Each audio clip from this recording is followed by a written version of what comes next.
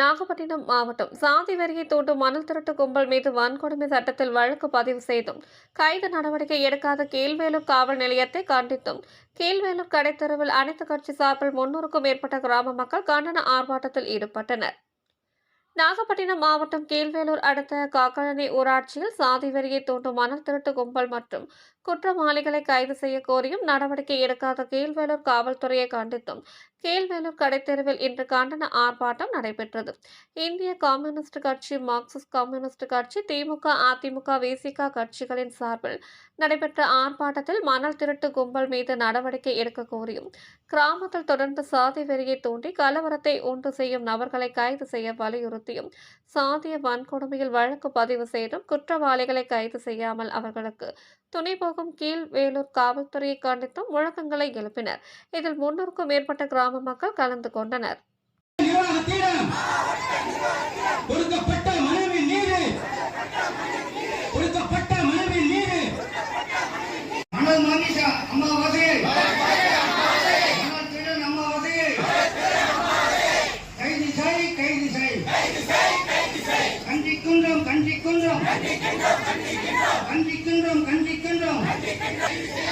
குற்றத்திற்கு துணை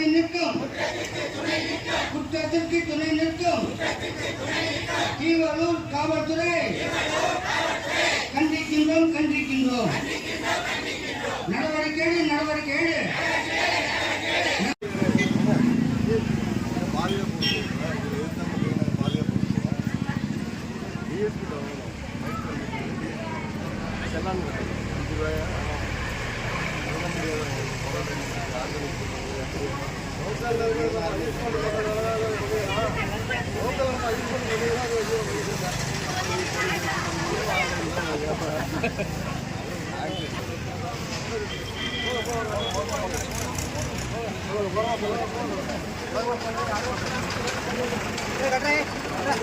மணல் திருடன் மதன கோபாலை கைது செய்.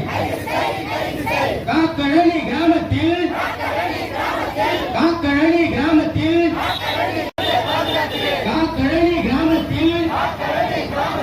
சட்டம் ஒழுங்கை பாதுகாத்து குற்றவாளியை கைது செய். தூண்டி விடும் மதன கோபாலை கைது செய். மணல் திருடன் அமாவாசையை கைது செய்.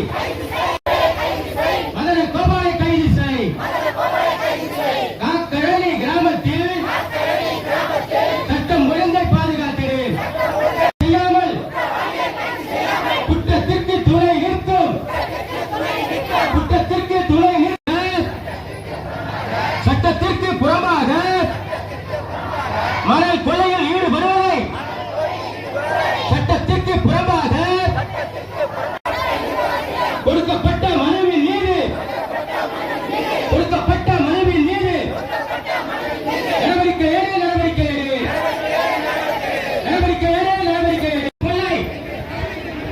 கொள்ளையடிக்கு மதன கோபாலை